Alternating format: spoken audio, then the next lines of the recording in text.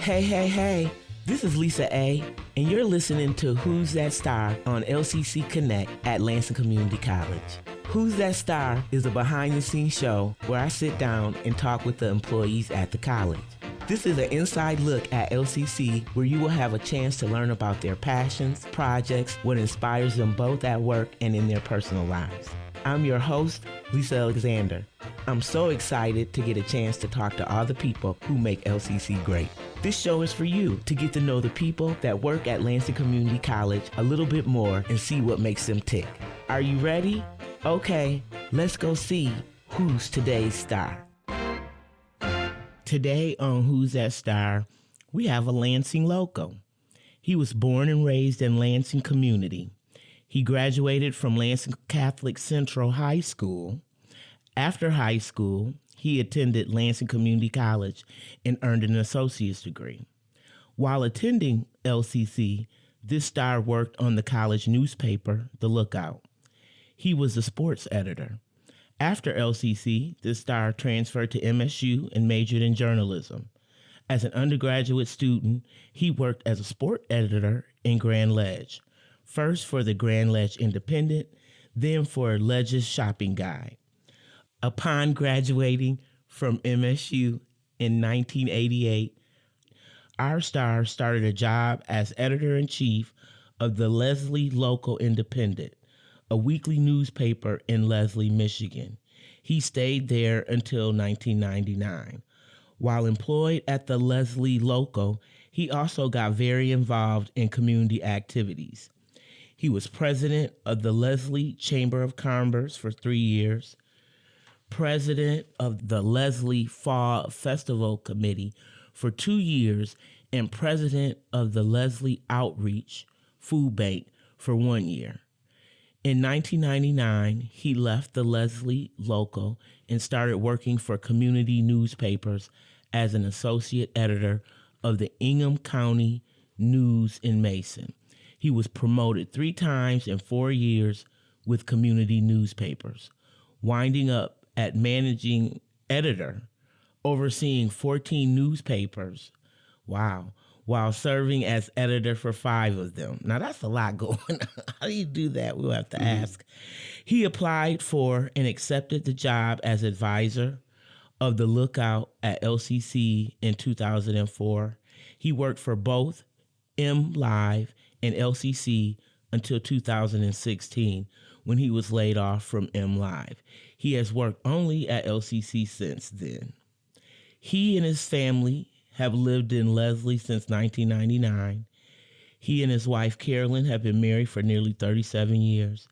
They have 3 grown children, Nolan, Brendan, and Danielle. His hobbies are collecting baseball cards, playing and collecting pinball machines, watching movies, bowling, playing softball, and competing in trivia leagues. Oh, he does a lot.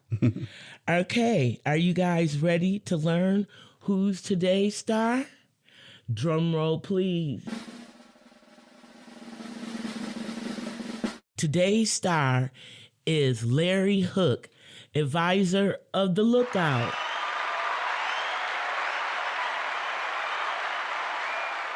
Larry, we are so glad to have you here today. Glad to be here. Thank you. You know, you had a lot going on in regards to like hobbies and working so many different places. I can't wait to talk about that. But first, can you tell me a little bit about who you are and what's important to you in your life right now? Well, I love my job at the Lookout. I'm the advisor and I oversee it's kind of like being the publisher of a newspaper. I oversee the staff. I do the hiring. I teach them journalism basically informally. I'm not officially a teacher, but I set them down and give them lessons at our staff meetings and talk to them on the phone pretty much every day and assign the stories and just oversee the paper. I love doing that. Beyond that, like I said, I have a lot of hobbies, and I love watching movies every night and watching baseball. I'm a big Tigers fan, even though they're bad. I really love baseball. And I love playing softball. I've been playing since I was 16 years old. I've still played up until last year. We had a co-ed team that went for 42 straight years. Wow. And it looks like it's not going to happen this year. We're kind of retiring, but I still may play on like a 50 and over team or something. But we've been playing against 20 and 30-year-olds, and they've been hitting rockets at me. And I'm getting too old for that. So. Hey, that you did it for a long time, though. Yeah, I did. And I love bowling. I'm the president of the LCC Bowling League. I don't think I put that on that long resume. No. Okay, I didn't even know we had a bowling team. Yeah, it's an employee bowling league. Okay. And I'm the president of that. I've been in that league since it started 12 years ago, and I've been president for 3 years. Wow. So I'm in charge of that. I like being in charge of things. I've coached numerous sports. I coached all my kids in soccer, softball, basketball, bowling. I was the varsity bowling coach at Leslie for 6 years. Wow. And I founded that program.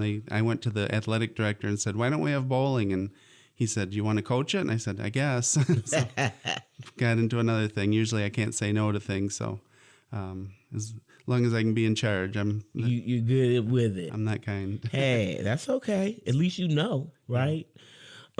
So tell me about your role in the work that you do here at LCC. I know you said you're the editor, but no, I'm the advisor. You're the advisor. Yeah. Okay, so can you go a little bit more in depth on what the Lookout is and how you advise that? The Lookout is, it used to be a bi-weekly paper. It used to come out every 2 weeks before COVID. Mm-hmm. It's been published since 1959 at LCC. Like I said earlier, said in the resume that I was the sports editor back in the early 80s, and I loved it then as an employee. We did things so much different back in the 80s. People don't even understand how much work it was to do stories in the 80s. Right. But, you had to write everything out by hand and type it, and it was really hard. But when I came back as advisor, then I oversee the students. There's an editor, there's an associate editor, there's a sports editor, there's a photo editor, a couple staff writers. Our staff is currently 6 people. Okay. And we come out, we print about 6 issues a year now. Okay. So like once a month during the fall and spring semesters. Mm-hmm. But we are online every day. We have stories published every weekday throughout the whole year, except for the 1 week at Christmas time when we're closed. Right. We publish stories almost every day all year long. So in the summer and Christmas break and spring break and things, we're still publishing. Students are still writing. Yep. And I'm overseeing it and putting them on the website. Okay, because I didn't realize that we had the online piece for the paper, and I guess I should have, because were you doing that before pre-COVID? Not so much, no. Okay. We had a website up until before COVID, and when COVID came and we were forced to go home, mm-hmm. we learned how to use it real fast, and it turned out it was a great move. I mean, it's so much easier now to do things online. When something happens, we can report it immediately rather than waiting 2 weeks or a week to get it out, get the news out. Unfortunately, there's a lot of people like you that don't realize we have an online presence. And honestly, it's the older people that read the paper, the physical paper, and the younger people that know how to use the online stuff. So it's exactly, because I look forward to reading. I grab the paper and I go through it and look at it. And you're right. I'm aging myself. Yeah, well, me too. Yeah. But the staff here, I mean, we have a lot of readers on staff that don't even read online, but they get the paper when it comes out and pick it up. And the other way around with the students, they never, if they pick up a paper, they'll look at it for a second, set it back down, and I'm like, no, take it with you. Right, yeah. Don't leave it there. That is something. Did you think, like, when you started as an editor here at LCC, like, did you know you wanted to do journalism then? Yeah. I did from high school. Actually, I started out wanting to be a professional baseball player. I wanted to be a Detroit Tiger. Okay. And up until about senior year, I thought I was going to suddenly have great talent and be a baseball player. I didn't even make the varsity team, but wow. Hey. So at that point, I thought, well, it'd be cool to report about baseball, and cover the Tigers or cover, baseball. And so I thought I'll go into journalism. And so from senior year on, I knew I wanted to be a journalist. Mm-hmm. And I thought I wanted to be a sports writer only. Mm-hmm. But it turned out when you go to college for journalism, they teach you all how to do news and how to do, features and all that.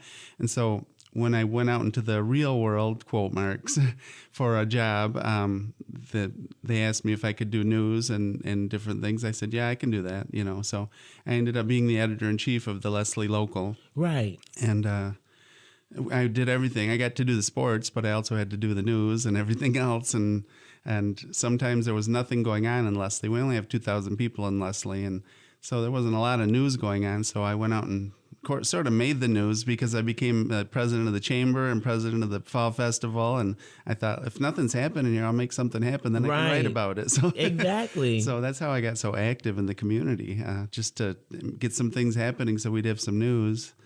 And then when my kids were born, I backed off a little bit on the community service and started coaching their sports. Right.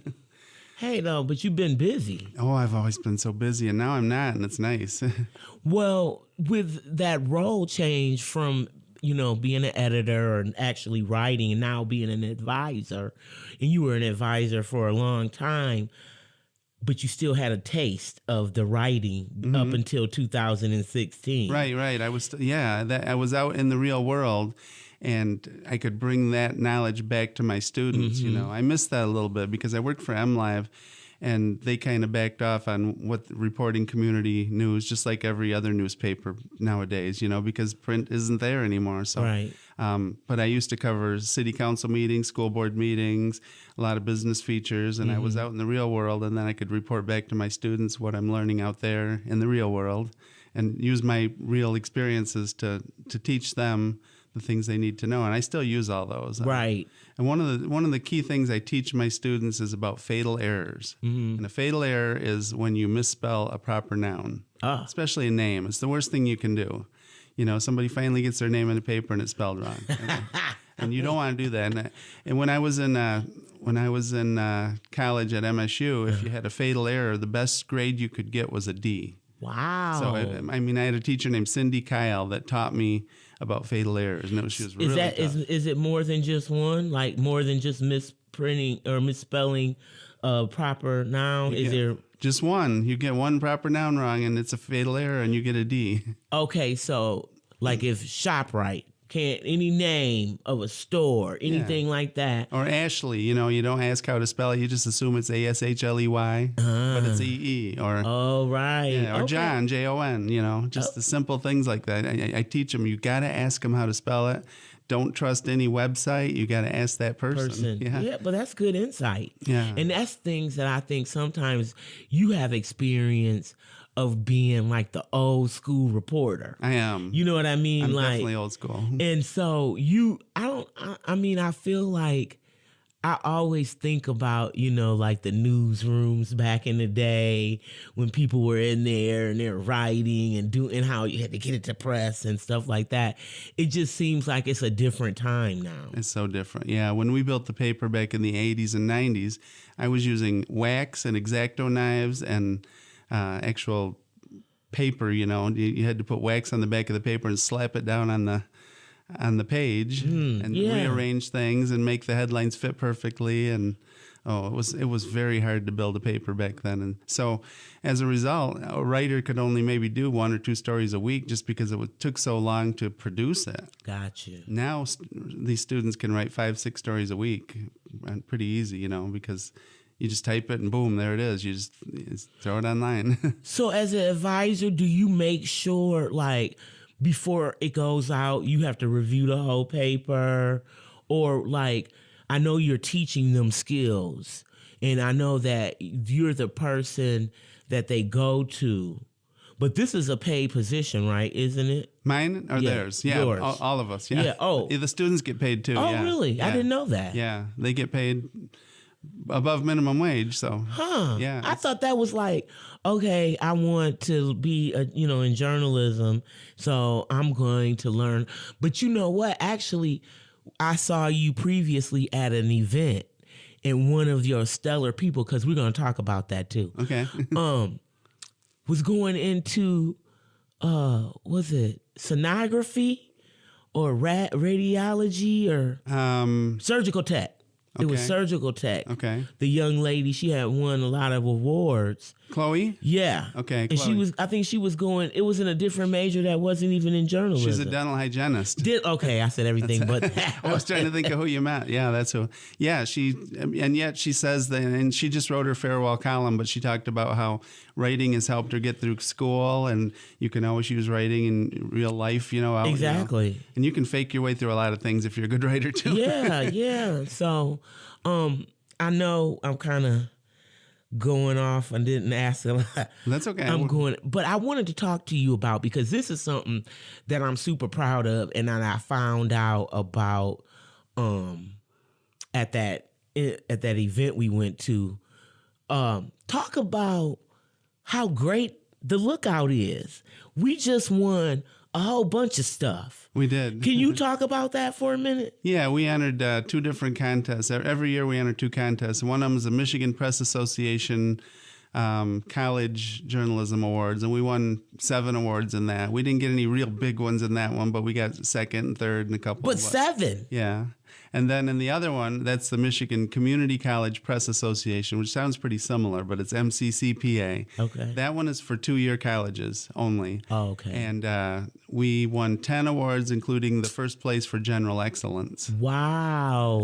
And that's the big award. If you get general excellence, that means you're better than the rest. Hey, but I mean, when you think about 7 at one and 10 at another, that's you guys are amazing. Yeah. And that we must have a really good quality staff. And I enjoyed like reading the paper and finding out what students thought was interesting. Mm-hmm.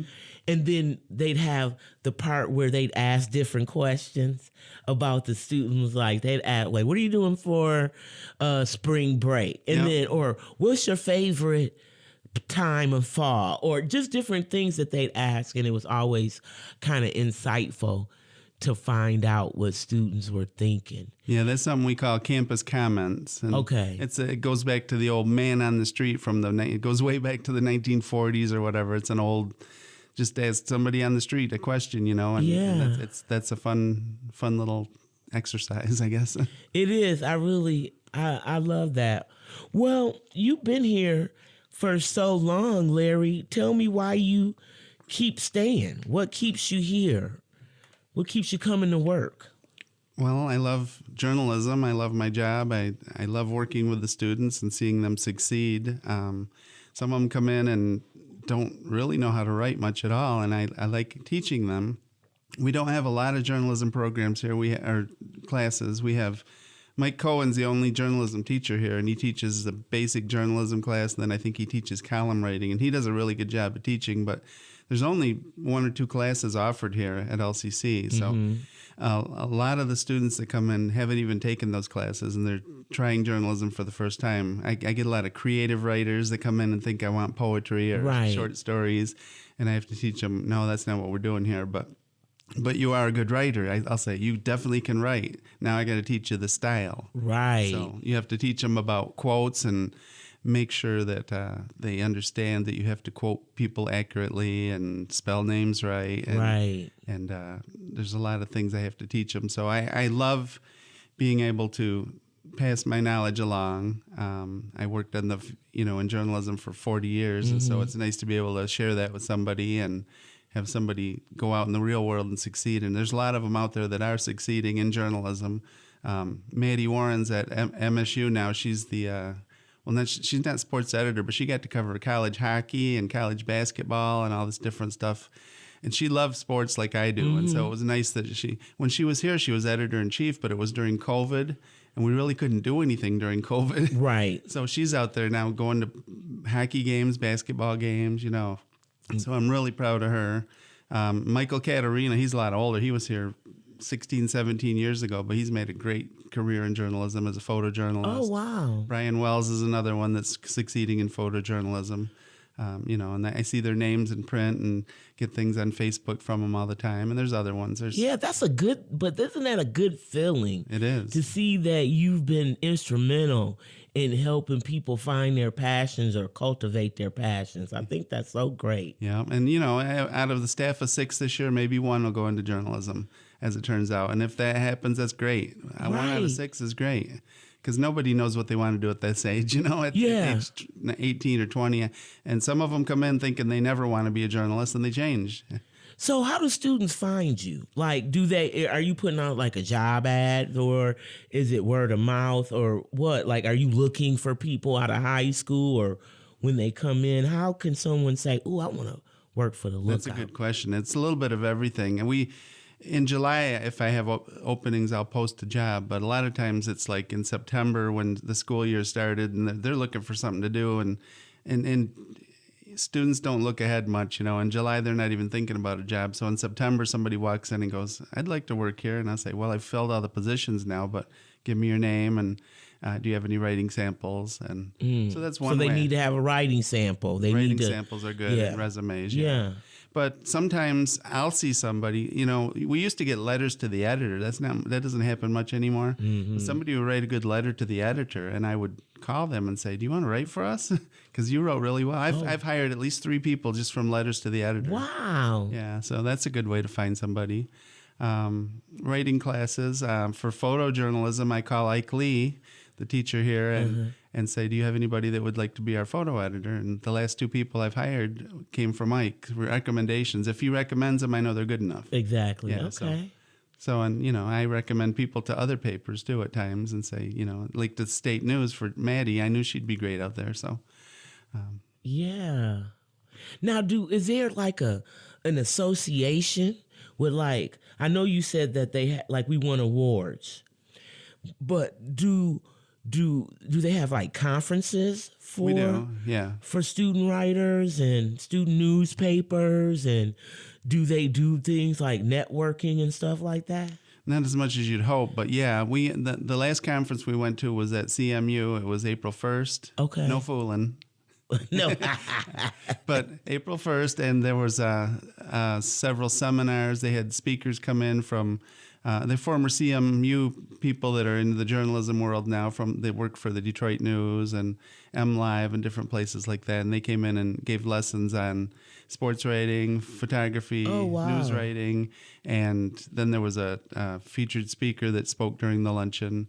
And that's where we got our awards at the end of that day. But it's a whole conference that day. And all the advisors from the 10 papers that were competing, we meet and get together and come up with ways that we could work together. Okay. A lot of those things never seem to happen. Yeah, it seems like you get busy, but at least you communicate and start. But what I do at those is just ask a lot of questions to the other advisors. How do you do it? How many times do you print a year? Mm-hmm. How much do your students get paid? Do they take a class, or do they, because some of the students at other colleges don't even get paid. They take a class, and it's part of the class. Oh, wow. And then other ones pay more than we do. Other ones have a lot more students than we do. In fact, most of them have more than we do, and yet we still won the award. So, because you putting out papers, yeah, putting out articles, and we average about 15 articles a week during the school year. And I asked most of those advisors, and they said usually 5 to 6 articles a week. So, wow, so. Right? You can see that's a good thing. I feel like you're giving them a good experience. I work them hard. Yeah, and they get that, but it carries over, right? Like into a real life setting. So I just could talk to you all day about this, but let's find out a little bit more about you. I mentioned some hobbies. Okay. And the one that I wanted to talk about is the pinball. Yeah. Tell me about that a little bit. I liked playing pinball when I was a kid. I got my first pinball machine when I was 13.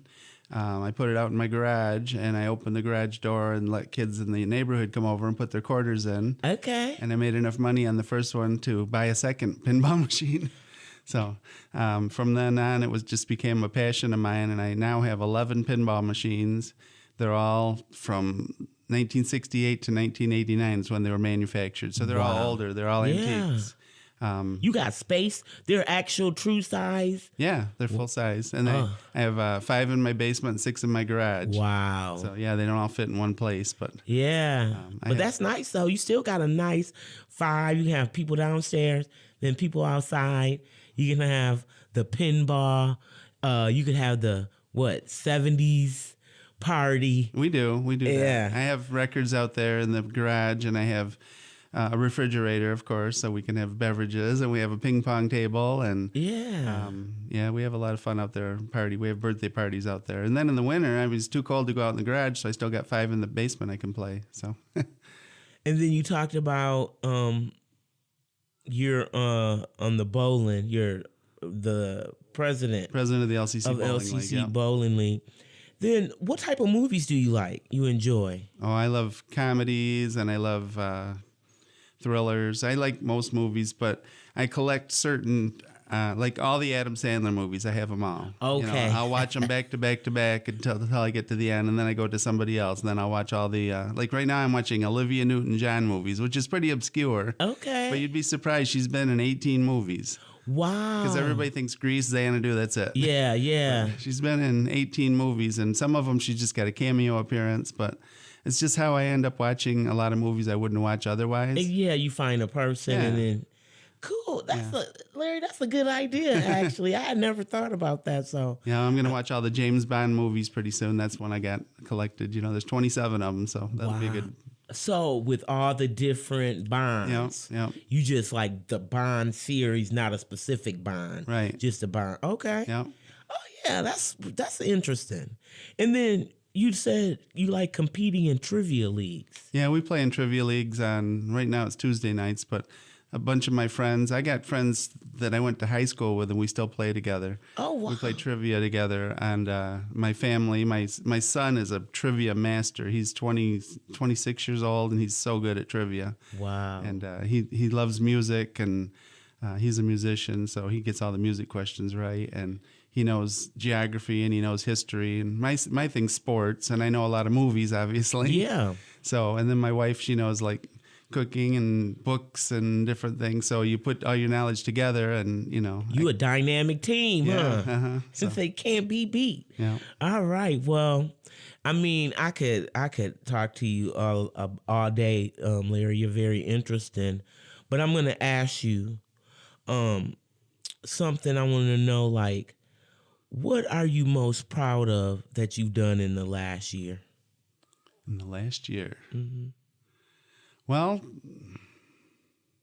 Or if you can't think of that, period. I'm thinking in the last year, I guess getting the General Excellence Award as a professional. I mean, that's huge to me to have our staff get first place in General Excellence for so professionally it would be that. Okay.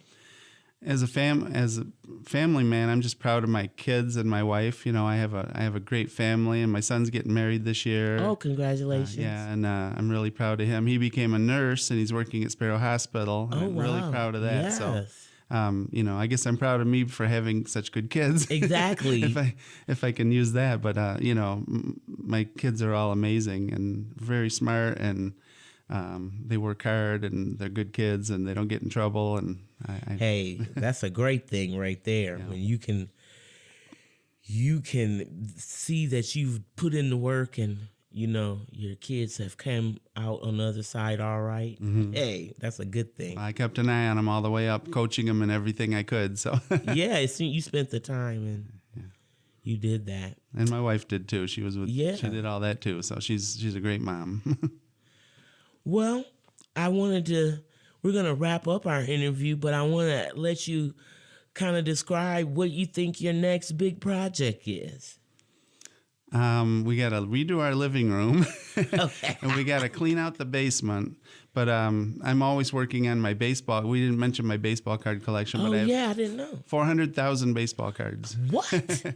So that's one of my other hobbies that, I'm constantly collecting baseball cards, and I have every Tiger from 52 to present, every Tiger's ever made, 1951 to current, and I have all the complete top sets from 70 to present. So Larry, you really are into those. Like, how did you get into that to keep it going? I guess my thing is that, people start collections, But you've been dedicated and true with the pinball machines, with the baseball. Yeah, the records, the albums. Yeah, like movies, yeah. And once I get started, I can't stop. So, yeah, I never get rid of anything. And my wife doesn't collect anything, so.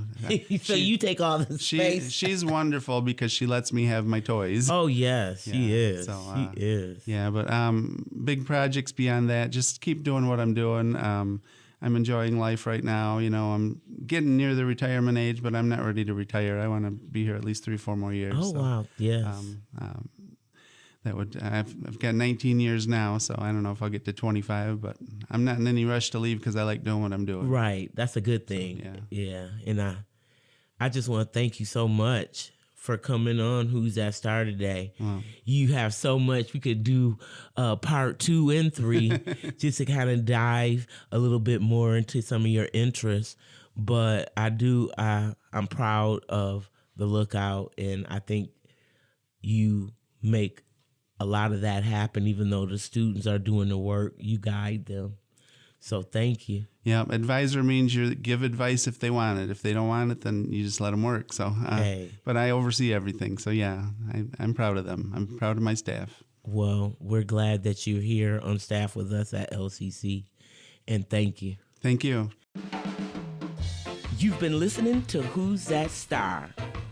I'm Lisa A., and you can listen to this episode of Who's That Star and other shows from LCC Connect anytime online at lccconnect.org.